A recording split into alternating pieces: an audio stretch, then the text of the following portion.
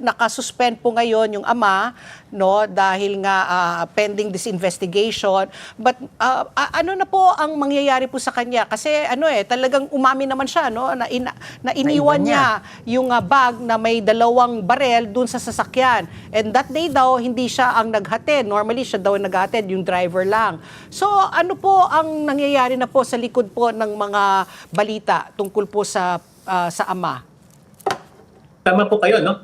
He is under preventive suspension and we also issued a relief order, no? The purpose of this is for a complete and impartial investigation to take place, which will be undertaken by other law enforcement agencies, kasama po yung ating DILG, no? As far as the Bureau of Customs is concerned, meron din po tayong internal inquiry on the matter.